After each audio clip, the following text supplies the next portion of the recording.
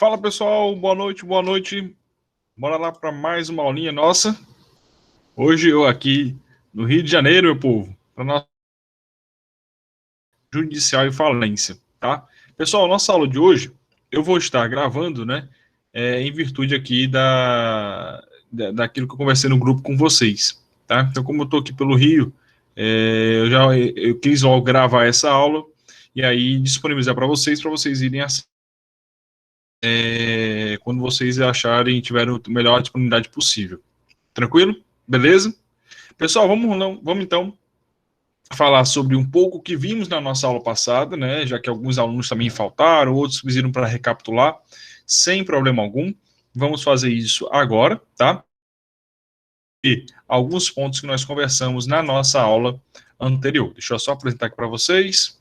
Só um momentinho. Deixa eu colocar. Pronto. Nas nossas aulas passadas, na verdade, né, nós falamos um pouco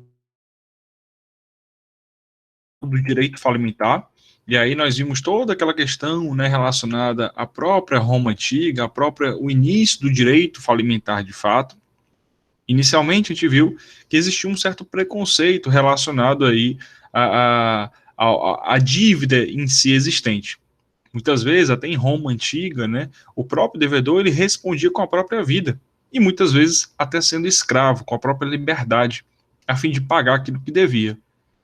Essa ideia do devedor, ela foi sendo alterada, foi sendo mudada, né, até nós chegarmos aí 428 anos antes de Cristo, naquilo que a gente chamou de Lex Poetelia Papiria, né, onde de fato houve a proibição dessas privações de liberdade, privações da vida propriamente dita, agora colocando como o responsável o patrimônio devedor. Então, quando a pessoa, por exemplo, estava devendo a alguém, ela pagava com o seu patrimônio.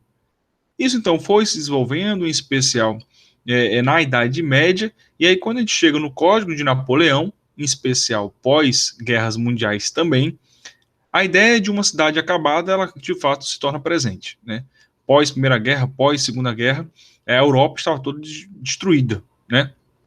Então, é nesse cenário que nós temos de soerguimento, ou seja, empresas que estavam, de fato, com crises essas econômicas, crises financeiras, né, crise política, crise econômica, porque, na verdade, o que está acontecendo eram guerras, né, que existiram e essas guerras acabaram prejudicando demais o crescimento, o desenvolvimento das empresas. Muitas foram destruídas, de fato, bombardeadas, enquanto outras, em virtude da crise, não conseguiram sequer se manter de pé. Né? Então, esses foram alguns fenômenos importantes. O Código Comercial de Napoleão, bem antes das guerras mundiais, eu acabei não comentando, mas ele foi onde previu, não sei se a gente vai se lembrar um pouquinho lá do direito empresarial número 1, né, a ideia dos atos de comércio, né, e aqui é a segunda fase que a gente fala do direito empresarial, onde de fato Napoleão ele codificou, ele começou de fato a escrever um código onde existia nesse Código de Comercial de Napoleão previsões até acerca do direito falimentar, não só do direito empresarial, tá? Isso tudo, pessoal, estou só recapitulando que foi o que a gente já conversou nas nossas aulas passadas, tá? Quando a gente fala em empresa em recuperação, na verdade, trazendo agora para os nossos dias atuais, é aquela empresa que ela está com alguma dificuldade essa que se traduz de maneira técnica no direito como a palavra crise, né? E crise, a gente vai ter três grandes esferas que a doutrina coloca. Crise, ela pode ser financeira, ou seja, a empresa ela está tendo dificuldade financeira, mais débito do que crédito, então ela está tendo dificuldade de pagar, de honrar os seus compromissos, de ganhar dinheiro, é uma crise financeira. Ela está tendo uma crise econômica, e aqui ela vai além da empresa. Muitas vezes é o meio social, o meio econômico, o meio político. Muita coisa que influencia aquela empresa a vivenciar aquele período ali de recuperação, de dificuldade. É o que a gente está vivendo hoje em dia, né? Em virtude de uma pandemia, algo externo à empresa, não foi a empresa que criou esse tipo de crise, né? As empresas estão com dificuldade nesse sentido. Então, a gente está vivendo hoje uma crise econômica. E, por fim, existe o que a doutrina coloca como crise administrativa. Essa é relacionada aos sócios. Quando os sócios, por exemplo, eles degladiam entre si, eles brigam a ponto de se dividirem. E aí essa divisão, às vezes ocorre uma cisão, acaba gerando uma crise dentro da empresa e, por fim, eles vão atrás de uma recuperação daquela empresa e por diversos motivos, tá? Mas o que é importante deixar muito claro é que existe aqui nesse cenário uma situação de crise, uma situação de insolvência. Esse é o nomezinho técnico que a gente coloca no mundo do direito empresarial, tá? A gente conversou também acerca de alguns princípios que são norteadores da recuperação judicial. Dentre eles, o primeiro princípio é o princípio da função social. A empresa ela possui uma função social para o meio em que ela está inserida. O nome já diz tudo, função social, ou seja, a empresa ela tem uma função no âmbito social, no âmbito da sociedade. Professor, e qual seria essa função? O próprio artigo 47, que eu gosto de falar que é o coração da Lei 11.101/2005, ele traz lá o seu objetivo da lei, que é justamente preservar essa empresa, inclusive é o segundo princípio que a gente vai já falar, em virtude da sua função social. E que função social seria essa? Que foi a pergunta que eu fiz. O próprio artigo 47 coloca, ó, a fim de permitir a manutenção da fonte produtora, do emprego dos trabalhadores e interesses dos credores. O que isso quer dizer? A empresa, ela gera emprego, ela movimenta uma economia, ela arrecada tributo, ou seja, uma empresa ela tem um impacto social muito grande, ela tem uma função social muito importante. Então, quando a gente fala em recuperar uma empresa, é porque ela tem um papel muito importante no âmbito social. E esse é justamente o segundo princípio. A Lei 11.101/2005, que trata da recuperação judicial, ela vai querer justamente preservar a empresa. Por quê, professor? Por causa da função social que ela possui, que ela exerce. Olha o que o artigo 47 coloca. Ó, a recuperação judicial ela tem por objetivo viabilizar, ou seja, ultrapassar a superação da situação de crise econômica financeira do devedor, a fim de permitir a manutenção da fonte produtora, ou seja, a ideia é recuperar a empresa para quê? Para que haja permissão de manutenção da fonte produtora. Então a ideia é preservar aquela empresa para manter, na verdade, a fonte produtora, a fonte que vai gerar também emprego dos trabalhadores e que vai, então, unificar os interesses dos credores. Então, esse é o grande papel da empresa em si. Ela tem uma função social muito importante, tá? E o nosso principal objetivo aqui, por meio da recuperação judicial, é justamente essa, viabilizar o caminho para que aquela empresa ela supere esse cenário, esse espírito de crise. Beleza? Tranquilo? Estamos só recapitulando alguns pontos que nós já conversamos nas nossas aulas passadas, tá bom? Trouxe aqui, esse aqui é um slide um pouco mais antigo, mas no nosso atual, né, inclusive matéria de ontem, né, do Valor Econômico, que saiu na nossa capa de revista, na capa de jornal que eu gosto de compartilhar com vocês no grupo do WhatsApp, mas ontem a gente teve a notícia de que a expectativa para esse ano de 2021 é que consigamos chegar ao patamar de 3.000 pedidos de recuperação judicial, o maior número da história, né? Esse número ele era o número de 2016, com 1.500 pedidos, mas agora, com essa crise da pandemia da Covid, a gente deve chegar ao patamar de 3.000 pedidos de recuperação judicial. Beleza? Tranquilo? Na nossa aula passada, aí sim, que essa foi a nossa primeira, né? Toda essa recapitulação foi em relação à primeira aula que tivemos de conteúdo. Na nossa aula passada, a gente falou um pouco sobre o pedido da recuperação judicial. E aí, a gente viu que existe tanto uma via judicial, por isso que o nome é recuperação judicial, que é uma via que existe, como também existe uma via extrajudicial, ou seja, cartório. A única diferença que existe, mais precisamente, é que a via extrajudicial, ela só é possível utilizar da recuperação quando a empresa ela não possui dívida tributária nem dívida trabalhista. Professor, isso ocorre com frequência? Não, nem tanto. É muito difícil, né? Geralmente uma empresa que ela começa a entrar em crise, a primeira coisa que ela deixa de pagar é imposto e funcionário.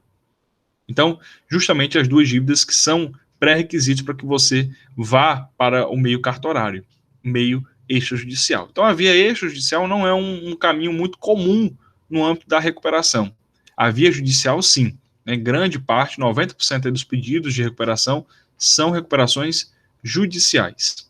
Tá? E, professor, quem é que pode pedir essa recuperação? Qualquer tipo de empresa? Inclusive, a Evelyn uma vez perguntou, a Evelyn perguntou uma vez numa sala, professor, qualquer empresa pode pedir, pode perguntar, ou pode exigir, pode entrar com esse pedido de recuperação judicial? Não, nem toda. O primeiro artigo da lei, ela fala o seguinte: a recuperação judicial e a extrajudicial e a falência do empresário e da sociedade empresária. Então, aqui ele deixa muito claro, né, que é apenas o empresário e a sociedade. Lembra do semestre passado, empresarial número 2, sociedade empresarial, pessoas que formam uma sociedade e a sociedade vai exercer uma atividade econômica? Pronto, beleza. É esse tipo. Além da sociedade empresária, o empresário, propriamente dito, ele vai ser possível requerer a recuperação judicial.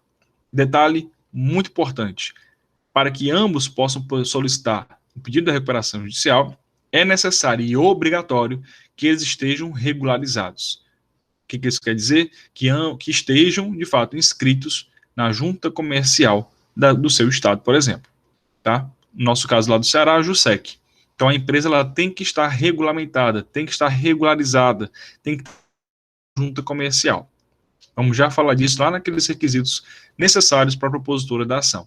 Então, com isso, quando a própria legislação ela fala em empresário, em sociedade empresária, ela acaba excluindo, portanto, associação, fundação, partido político, organização religiosa, sociedade simples, esse, de fato, requerer recuperação judicial ou falência. Tranquilo? Beleza? O artigo 2º, ele traz justamente o que a gente acabou de falar, mas de maneira expressa. Inclusive, há aquela discussão acadêmica, a gente já falou na nossa aula passada, em termos de empresa pública de economia mista e a submissão à lei. A lei, ela fala que não se aplica. Afinal de contas, a lei até trouxe isso como forma de explicitar uma discussão que estava existindo. Ó, pessoal, agora não tem mais jeito. Empresa pública de sociedade de economia mista não vai poder utilizar a recuperação judicial. Isso existia por quê? Porque a Constituição Federal ela fala que as empresas públicas de economia igual à empresa privada. E aí, nesse sentido, gerou uma polêmica. Se a empresa pública de economia mista ela tem um tratamento muito próximo da empresa privada, então ela poderia muito bem se utilizar da Lei 11.101. Então, o artigo 2º ele veio para acabar com essa discussão, que ficou e continua apenas acadêmico, só em produção de artigos ou algo do gênero. Prática, isso não existe mais, esse tipo de discussão, nem em tribunal, nem em cenário de STJ também, tá? Então, professor, beleza, entendi. Bora agora para a prática? Bora lá começar. De fato, para a gente poder dar entrada no pedido de recuperação judicial, a gente tem que verificar o artigo 48.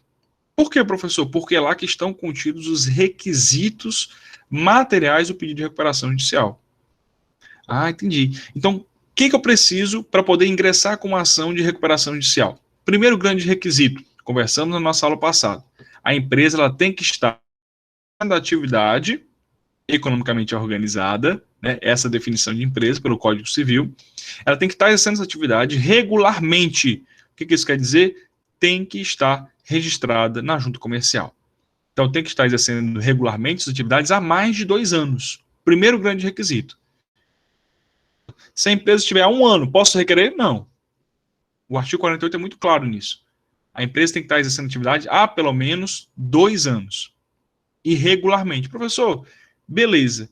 Na prática, como é que eu faço para comprovar que ela está exercendo essas atividades há mais de 2 anos? A resposta já está aí no balão. Basta você ir na junta comercial, dar entrada, hoje em dia é eletrônico esse pedido, mas tirar uma certidão da junta, onde fala lá, de fato, quando você começou a sua atividade de maneira regular. Então, com isso, você pega essa certidão, junta no processo e aí dá entrada na sua petição inicial, tá? Eu comprovar que aquela minha empresa estava exercendo de maneira regular as suas atividades há mais de 2 anos. Esse é o primeiro grande requisito, tá? Por quê? Porque o artigo 48 ele continua. Além desse, o pedido da recuperação tem que atender aos outros seguintes requisitos e importantíssimo essa palavra. Porque se o legislador colocou cumulativamente, é porque todos os incisos devem ser preenchidos. O primeiro inciso é que a empresa não tenha sido falida, né? E se o foi, que seja declarada extinta. Meio óbvio, mas o legislador acabou colocando. Se uma empresa ela faliu, é funcionando. A gente já viu isso no começo da nossa discussão, que uma empresa, para estar em recuperação, ela tem que estar exercendo essa atividade. Se ela faliu, já fechou. Então, esse primeiro inciso seria muito óbvio, né? Essa empresa ela pode requerer recuperação se ela não tiver falido, tá? Mas o legislador colocou o inciso 1 e assim Esse primeiro ponto. Segundo ponto, não ter, há menos de 5 anos, obtido concessão de recuperação judicial. Esse segundo ponto, o legislador colocou como forma de evitar um vício das empresas. Ou seja, a empresa ela pede recuperação judicial, consegue negociar com seus credores, depois de 2 anos pede de novo. Pede de novo. Então, para evitar esse vício, a legislação já colocou, olha, beleza, a empresa, primeira coisa, ela tem que estar exercendo atividade regularmente há mais de 2 anos. Segundo, não ter sido falida. Terceiro, a empresa não pode, há menos de 5 anos, já ter tido concedido a recuperação. O inciso terceiro é a mesma coisa do segundo, só que agora focado em microempresa e empresa de pequeno porte. Tá? Por fim, o inciso 4, ele vai falar acerca do administrador ou sócio controlador. Tá? O que é isso? O sócio controlador ou administrador, ele não pode, de fato, ter respondido por previsto nesta lei. Quais são os crimes previstos nesta lei? Crimes falimentares, que nós vamos conversar quando a gente for estudar a parte de falência. Tranquilo? Beleza? Então, esses são aqui 4 grandes requisitos que as empresas devem preencher para que possam estar com uma ação judicial de recuperação judicial. Beleza? Primeiro, a empresa tem que estar mais de 2 anos em exercício. Segundo, não ter falido. Terceiro, não ter há menos de 5 anos solicitado recuperação judicial. E quarto, o sócio ou administrador, de fato, não ter sido condenado em qualquer crime. Beleza? Tranquilo? Show de bola? Falamos sobre isso na aula passada. Estou só recapitulando. Professor, a minha empresa preencheu todos os requisitos. E agora, aonde que eu levo essa petição? Eu protocolo aonde? Pronto. O pedido da recuperação judicial, ele deve ser protocolado ao estabelecimento da empresa. E quando eu falo em principal estabelecimento da empresa, eu estou querendo falar no local onde ele concentra o maior volume de negócio. Esse, inclusive, é um ponto que muita gente confunde, né? Quando eu falo em foro competente em principal estabelecimento, muita gente pensa na matriz da empresa. Ah, a matriz é o principal? Não, não é o principal. Pode acontecer, coincidentemente, da matriz ser onde há o maior volume de negócio. Mas muitas vezes, por exemplo, a empresa é em Fortaleza, mas ela possui a maior parte das suas vendas no Rio de Janeiro. Então, onde é que eu vou protocolar a recuperação judicial? Na cidade do Rio de Janeiro.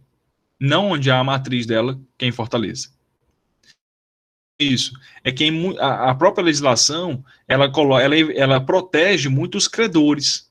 Essa é a razão de colocar isso. Porque se é o local, é a cidade, é o foro onde há o maior volume de negócios, isso reflete uma preocupação do legislador, ainda mais da própria jurisprudência, enunciado 466, né, do Conselho dos Juízes Federais, né, do Congresso dos Juízes Federais. Então, isso demonstra uma preocupação com os credores da empresa em recuperação, tá? O artigo 51, pessoal, já preparando aqui a petição, foi onde a gente parou na nossa aula passada, né, os requisitos, tem que ter toda aquela questão histórica, contar um pouco a história da empresa, os motivos pelas quais ela está vivenciando aquela crise, cenários futuros, ela tem que demonstrar relação de débito, relação de credores, ela tem que mostrar toda a parte contábil, balanço, tudo isso deve junto com a petição inicial, né, para a propositura da petição inicial. Tranquilo? Beleza? Inclusive, no enunciado 78 da segunda jornada de direito comercial, ele coloca: o pedido de recuperação judicial, ele deve ser instruído com a relação completa de todos os credores do devedor, judicial, inclusive fiscais, para um completo e adequado conhecimento da situação econômica e financeira do devedor. Com isso, a gente já tem noção de que a empresa, para poder ingressar, além de preencher os artigos 51, todos aqueles requisitos na sua petição inicial, ela tem que estar instruída com toda a relação. Beleza? Tranquilo? Show de bola até aí? Massa. Então, na nossa aula de hoje, tudo foi nas aulas passadas, tá, pessoal? A gente parou no caso da confecção da petição inicial. Professor, já preenchi todos os requisitos, vou agora dar ingresso à petição inicial. Onde é que eu faço isso? Nós já vimos. No foro competente, é o foro onde, de fato, há a maior concentração de volume de negócio, né? Então, show de bola, petição pronta, bora lá. Vamos dar entrada, protocolamos a petição. Artigo 52 da Lei 11.101/2005. O que vai falar esse artigo 52? Deixa eu até abrir aqui para que a gente possa acompanhar junto. Artigo 52 da Lei 11.101/2005. Só um segundo, por favor. Deixa eu abrir aqui. 11.101/2005. 11.101/2005. Tinha aberto outra lei aqui. Momento, artigo 52 da legislação. Quem tiver em mãos aí com o Vademecum pode abrir. O artigo 52, deixa eu ver.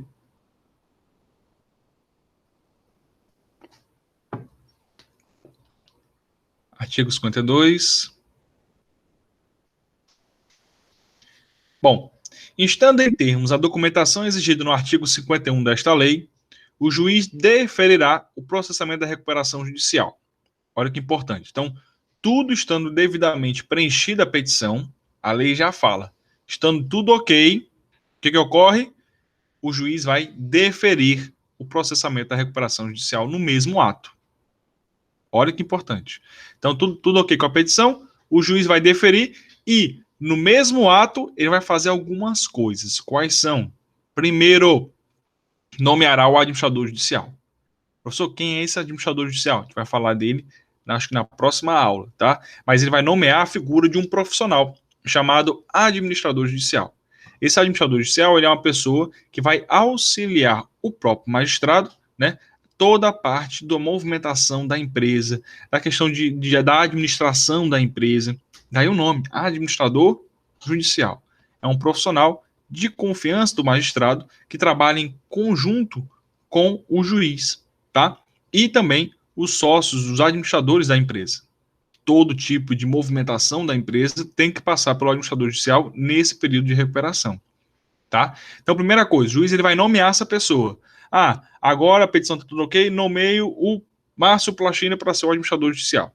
Então, ele vai fazer isso já na decisão, tá? Segundo ponto, determinará a dispensa da apresentação de certidões negativas para que o devedor exerça atividades, tá? Determinará a dispensa da apresentação de certidão negativa. Isso é muito importante porque antigamente se falava, já existia uma jurisprudência, na verdade, do STJ, que exigia a certidão negativa de débitos da empresa. E isso acabava entrando em conflito com o próprio processo da recuperação. Porque muitas vezes, como eu disse, a empresa, quando ela entra em recuperação, ela está devendo a parte tributária, está devendo o funcionário. Então, para você exigir a apresentação de uma certidão negativa, ou seja, o que é certidão negativa, professor? Você vai lá na Cefaz, você vai lá na Receita, você pede uma certidão negativa de débito. Ou seja, o nome já está falando. Eu quero uma certidão que diga que eu não tenho débito algum fiscal. Então, antigamente, se obrigava a própria jurisprudência, apesar da legislação determinar a dispensa, a jurisprudência do STJ entendia que era obrigatório. A empresa ela tinha que apresentar a certidão negativa. E isso acabava inviabilizando diversos pedidos de recuperação judicial, porque não existia certidão negativa. Não tinha como. E aí agora, com a Lei 14.112 de 2020, finalzinho do ano passado, né, que nós conversamos, a legislação determinou, de fato, e bateu o martelo de que não é possível a exigência da certidão negativa. Tá? Terceiro ponto, vai ordenar a suspensão de todas as ações ou execuções contra o devedor na forma do artigo 6º. Bora já falar sobre esse artigo 6º, tá? Que é justamente a suspensão dos 130 dias. Já eu falo sobre isso. Vamos só terminar o artigo 52. Inciso 4º, determinará ao devedor a apresentação de contas demonstrativas mensais enquanto perdurar a recuperação judicial. O que é isso? Sob pena de destituição de seus administradores. O que é isso? O juiz vai determinar que todo mês a empresa mostra a ele a parte contábil, as contas demonstrativas mensais. Então, todo mês a empresa tem que bater conta com o juiz. Ó, excelência, recebi 1 milhão, gastei 500 mil, sobrou esse aqui, vai servir para o pagamento dos credores. Tá? Então, isso, inciso 4º. Inciso 5, ordenará a intimação eletrônica do Ministério Público, das Fazendas Públicas Federais de todos os estados, Distrito Federal e municípios em que o devedor estiver estabelecimento, a fim de que tomem conhecimento da recuperação judicial informa eventuais créditos perante o devedor para divulgação aos demais interessados. Detalhezinho muito importante. Essa parte, a fim de que tomem conhecimento da recuperação judicial, é muito importante, por quê?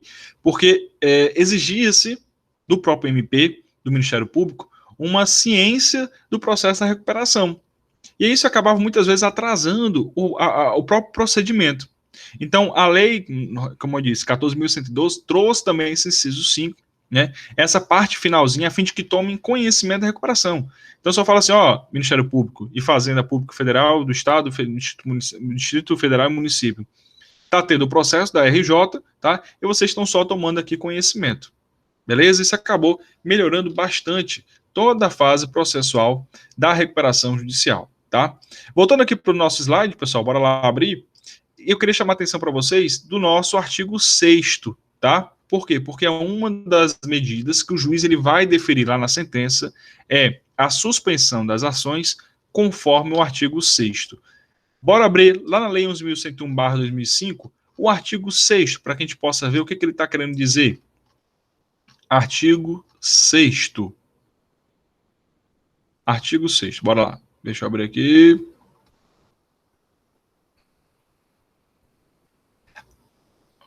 Deixa eu ver, calma aí.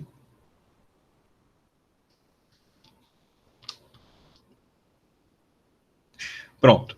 A decretação da falência ou o deferimento do processamento da recuperação judicial implica suspensão do curso, da prescrição das obrigações do devedor sujeitos ao regime desta lei, suspensão das execuções ajuizadas contra o devedor, tá? Proibição de qualquer forma de retenção, arresto, penhora, sequestro, busca e apreensão e constrição judicial ou extrajudicial sobre os bens do devedor. Isso tudo, pessoal, foi novidade, trazido pela Lei 14.112, tá? Então, isso tudo, lá no parágrafo 4º, na recuperação judicial, as suspensões e a proibição de que trata os incisos 1, 2 e 3, que acabou de falar, perdurarão pelo prazo de 180 dias contados do deferimento do processamento da recuperação. Prorrogável por igual período, uma única vez, em caráter excepcional, desde que o devedor não haja concorrido com a superação do lapso temporal. Bom, o que fala o artigo 6º, professor? Ele vai falar sobre a suspensão das ações, né? E o que é essa suspensão das ações? Essa é uma das principais medidas previstas na Lei 11.101/2005. O que ele vai dizer? Olha, a empresa está em recuperação. Olha, a empresa está num cenário de crise. Ela precisa justamente de um fôlego, pessoal. Ela precisa respirar. Para isso, o que a legislação fala? Olha, pessoal, por 180 dias, todas as execuções, todas as constrições. O que é constrição? É bloqueio de bem, bloqueio de conta, penhora de imóvel. Então, todo esse tipo de situação vai ficar suspenso. Não vai poder penhorar, nem mexer qualquer conta da empresa em recuperação. Aí você fala, professor, então o credor nunca vai receber? Vai, após 180 dias. O que ele vai dizer é que dar-se um período de fôlego para a empresa. Então, durante 180 dias, a empresa ela vai funcionar naturalmente, como se não houvesse nenhum tipo de bloqueio da sua conta, né, a fim de que ela consiga arrecadar o máximo possível e não se preocupar com qualquer penhora ou algo do gênero. Parêntese. Justiça do Trabalho adora penhorar bens da empresa em recuperação judicial. Ah, o trabalhador não pode ficar sem receber essa verba, bloqueia o bem da empresa. Então, quem atua nessa área da recuperação judicial, volta e meia se depara com esse tipo de decisão. E aí tem que entrar lá no processo trabalhista informando a excelência, a empresa X se encontra em recuperação judicial. Portanto, os processos de constituição estão bloqueados. Não pode haver penhora dos bens da empresa. Beleza? Fecha parênteses. Trouxe essa parte prática para vocês. Tá? Então, a empresa ela tem sempre improrrogável. Apesar de que a novidade que foi trazida pela legislação é que ela pode ser prorrogada por uma única vez. Não foi isso que lá está colocado? De caráter excepcional. Essa novidade, trazida no finalzinho do ano passado, na verdade já reflete um entendimento que já se existia no STJ. Na legislação antiga, né, antes da mudança, agora no finalzinho de 2020, falava-se que a empresa não poderia, de maneira alguma, prorrogar os 180 dias. Mas a decisão do STJ, a jurisprudência e o entendimento falava o seguinte: opa, calma aí. Não, a empresa sim prorrogar a ponto de que aquilo ali não vai atrapalhar o plano de recuperação. É importante de verificar como é que está a situação da empresa. Se ela precisar de 180 dias, de mais 180 dias, para conseguir, de fato, arrecadar e superar aquele fenômeno de crise, beleza, pode sim deferir. Então, havia na verdade, o STJ ele tem um posicionamento na recuperação judicial muito de preservar aquela empresa. Né? Há um cenário de crise, o STJ ele tem um posicionamento muito firme de que é preciso fazer de tudo para que a empresa ela continue funcionando. E assim eram as decisões. Com a nova legislação, né, ela trouxe, de fato, essa previsão de ser prorrogável em caráter excepcional por mais uma vez esses 130 dias. Professor, na prática, esse 130 dias demora até mais que 180 dias, né? Porque os processos são processos longos, demorados, né? Então, 180 dias é só na teoria, né? Na prática, um prazo é muito maior, de fato, né? E pode ser prorrogável caso a empresa ela ache necessário, tá? Beleza? Ela tem que demonstrar isso para o magistrado, tá? Não é só chegar, eu quero que prorrogue. Não, ela tem que mostrar ela prorrogar por mais 180 dias, vai ter uma situação melhor de maneira financeira. E com isso vai acabar ajudando ao pagamento dos credores. Tá? Inclusive, como eu disse, essa era um entendimento, uma jurisprudência do STJ, tá? Que agora virou parte da legislação lá no artigo 6º da lei de 2005. Tranquilo? Beleza? Só um segundinho.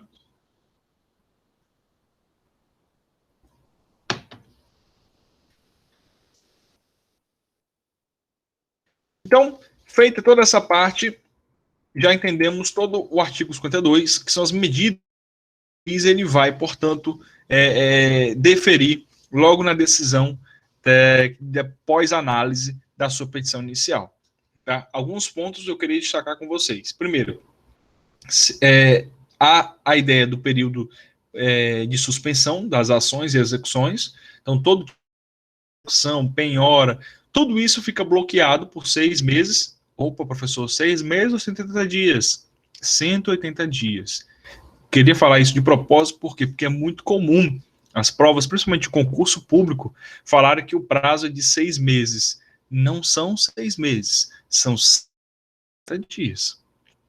Vai estudar no mesmo? Não. Pode ter meses com menos dias, com mais dias. Então, sim, para evitar esse tipo de situação, a legislação é muito enfática nesse ponto, são 180 dias e não são 6 meses, tá? Fiz de propósito para que você chamasse sua atenção de que adora fazer essa pergunta.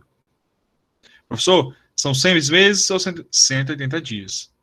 Mais uma vez falando para vocês, tá? Não esqueça desse detalhe. Muita prova, a OAB também adora cobrar esse tipo de questãozinha, misturando 180 dias com 6 meses. Beleza? Tranquilo? Que eu queria trazer para vocês, tá? E aqui vai de prática e de entendimento jurisprudencial. Sócio avalista não suspende as ações. Fala, professor, que diabo é isso? Sócio avalista. Bom, alguns tipos de contrato, principalmente contrato de financiamento, a empresa ela já está em crise pernas, né? O que ela vai fazer? Entre em contato com o banco. Banco do Brasil, me empreste aí 200 mil reais. Por quê? Não, porque eu preciso movimentar meu caixa, eu preciso fazer com que a minha empresa ela gire de fato. O banco vai falar assim, olha, eu te empresto, mas eu preciso aqui de uma garantia. Não posso te emprestar assim. E aí o que acontece? Muitas vezes os sócios, eles mesmos são avalistas daquele valor de dinheiro emprestado. O que é aval? O que é o avalista? Ele serve como uma garantia. Olha, se porventura a empresa não honrar aquele pagamento que ela lhe deve, eu posso ser, portanto, o garantidor desse valor. É muito comum, né? Nesses contratos de financiamento, ter o sócio avalista. O cara é sócio da empresa e para não incomodar ninguém, porque é difícil às vezes encontrar algum garantidor, ele vira sócio avalista daquele dinheiro ali emprestado. E aí existe já um entendimento judicial, inclusive um enunciado número 43 da primeira jornada do direito comercial, que diz que sócio avalista não suspende as ações. Então, se porventura a empresa entrou em recuperação judicial, foi deferido, o juiz mandou suspender todas as execuções da empresa, não é isso que o artigo 52 fala? É isso. Nomeou o administrador judicial, mas aí, em um dos contratos, quando foram ver, opa, contrato do Banco do Brasil, o garantidor é o sócio avalista. Esse cara não está suspenso as suas ações. Então, o banco ele pode muito bem executar o garantidor, muito bem executar o sócio avalista. E o sócio não pode chegar e fazer, epa, calma aí, a empresa está naquele período de suspensão. Não. Já há entendimento do STJ, inclusive com o enunciado, para reforçar esse entendimento de que não suspende as ações em relação ao sócio avalista. Beleza? Tranquilão? Entendido? Ponto muito importante que eu queria falar com vocês, tá? Para que a gente não esquecesse desse detalhe, porque eu já vi também cobrar em prova, tanto de concurso quanto de OAB, além da prática da advocacia. Esse ponto é muito importante. Avalista, não há suspensão das ações em relação ao seu nome. Tranquilo? Então, bora lá, pessoal. Deixa eu só levantar aqui, calma aí. Pronto. Outro ponto muito importante que eu queria apresentar com vocês, previsto lá no artigo 52, é a ação do administrador judicial. E aí muita gente perguntou, professor, quem é esse administrador judicial? Quem é essa figura? Quem é esse profissional? Está lá no artigo 21 da Lei 11.101/2005. O administrador judicial será um profissional idôneo, preferencialmente advogado, administrador de empresas ou contador, ou então uma pessoa jurídica especializada. Então, o administrador judicial ele vai ser um profissional, né, que preferencialmente, não é exclusivamente, preferencialmente pode ser um advogado, um economista, ou administrador de empresas ou contador. Justamente aquelas profissões que lidam mais com esse tipo de procedimento empresarial. Então, você que é advogado, você pode ser administrador judicial? Pode. Você que é economista, professor, eu sou contador. Claro, você pode ser administrador judicial. E como é que eu faço, professor, para ser nomeado administrador judicial? O juiz tem que nomear. Ele tem que ir lá na vara. Então você vai na vara de recuperação judicial, agora trazendo um pouco de prática para vocês. Vai lá na vara de recuperação judicial, tenta falar com o juiz, com o magistrado. Excelência, eu gostaria de ser administrador judicial. Está aqui meu currículo, eu sou formado, sou contador, tenho pós-graduação nessa área de administrador de empresas, da parte contábil, de empresas em crise, sou especialista nessa área. Então você tem que mostrar todo o seu conhecimento, de fato, né, para que o juiz ele tenha confiança em lhe nomear como administrador judicial. Beleza? Tranquilo? Professor, e ganha bem? Como é que é a remuneração? Quem é que paga? É trabalho voluntário? Não. Todo esse trabalho do administrador, ele é remunerado. Olha só que interessante. Ah, professor, e ganha quanto? Vale a pena a gente investir nesse setor? Vale muito a pena. Olha aqui o artigo 24 que ele vai dizer. A remuneração do administrador judicial fica reduzida ao limite de 2% no caso de microempresa e empresa de pequeno porte, nos casos de menor complexidade. Então, 2%. Ah, professor, o administrador então ele só ganha 2%? É muito pouco. 2%, pessoal. Tira aí, você pegar R$1 milhão de dívida, que é muito comum esse valor, não é muito alto não. Você pegar R$1 milhão e puxar 2%, vai dar o quê? Puxa aí, pra gente ver. Vamos ver 2% de 1 milhão. Vamos trazer um pouco aqui de vivência para vocês. Vou fechar aqui a calculadora. Ups. Ixi, travou aqui. Não dá certo, não. Só dá conta aí, 2% de 1 milhão, para a gente poder fazer a conta. 2% vai dar em torno aí, eu acredito, o quê? 20 mil, 30 mil, né? Por aí, fazendo de cabeça. 10% dá 200 mil, né? 2% deve dar em torno aí de 20 mil reais. Ah, então o cara ganha 20 mil, 30 mil reais por mês. Exatamente. Isso no básico. Isso estou falando de microempresa, empresa de pequeno porte. Então, é uma boa remuneração? É. Quem é que paga isso? A empresa que está em crise. A empresa que está pedindo a recuperação judicial. Então, isso tudo é óbvio, pessoal. o juiz ele vai analisar a situação da empresa, se é possível honrar com aquele pagamento. Ele não vai estipular aqui, tem que pagar R$200 mil para o administrador judicial, a pobre da empresa fatura 50 mil. Não tem como. Então ele analisa todo o cenário que existe, né, diante daquela empresa em si, né, aquela empresa que está vivenciando o processo de insolvência, tá? Mas é uma área muito boa, muito positiva, tem pouquíssimos advogados que atuam nesse setor, tá? Professor, eu vou me inscrever, é muito fácil. Não, porque é um tipo de atividade muito específica. Você tem que manjar, além do direito, da parte de administração e de contabilidade. É muito importante, de fato, você ter um bom conhecimento, porque qualquer erro que você faça como administrador judicial, você pode levar aquela empresa da RJ, da recuperação judicial, para uma falência. Tranquilo? Além desses profissionais, é possível que haja uma pessoa jurídica especializada nesse assunto. Isso é legal. Uma vez eu estava participando de uma recuperação judicial lá no Eusébio. E aí, quando eu fui para a Assembleia, quem estava como administrador judicial era uma empresa do Rio Grande do Sul. Então, era uma pessoa jurídica que era especializada em fazer RJ, em fazer recuperação judicial. Olha que legal. Então, não é só o profissional, pessoa física. É possível também a pessoa jurídica realizar esse tipo de serviço. Tá? Tranquilo? Por fim, só para a gente poder andar aqui com a nossa documentação da RJ, Comitê de Credores. O que é isso? A gente vai voltar a falar um pouco sobre isso, mas quando eu pego casos gigantes de recuperações judiciais, exemplo, Oi, processo da Oi. A Oi é uma mega empresa, né, de telecomunicações. Ela estava em RJ, está em RJ ainda, recuperação judicial. Como é que eu vou reunir? A Oi, salvo engano, tinha mais de 80 mil credores para receber dinheiro. Como é que eu vou reunir essa galera toda, né, num processo de recuperação judicial? Então, o que é feito? Criam-se comitês de credores, esses comitês elegem alguns representantes, e esses representantes negociam em eventual processo de recuperação judicial. Tá? Então, só para chamar essa observação de vocês, chamar a atenção de vocês quanto a isso, porque é muito comum, no processo de recuperação judicial, a gente ter a criação de comitês de credores. Tá?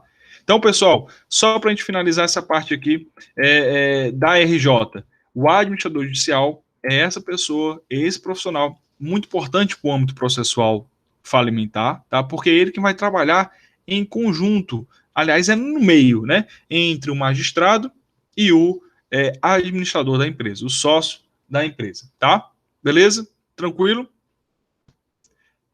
Por fim, dando toda essa documentação perfeita, completa, a gente tem o deferimento da RJ, o deferimento da recuperação judicial. Então, tudo está ok, professor, petição está perfeita, preenchi todos os requisitos, o juiz, ao analisar, ele vai deferir aquele processo, vai dar o ok, né, para que o processo ele continue, e esse ok se chama deferimento no processo civil, tá? Beleza? Tranquilo? Então, pessoal, a gente vai parar por aqui. Por quê? Porque na nossa próxima aula a gente vai ver a questão da habilitação dos credores. Nesse primeiro momento, a gente já falou sobre o que era a recuperação judicial, fizemos a petição inicial com aqueles requisitos na nossa aula passada, e agora eu protocolei a petição.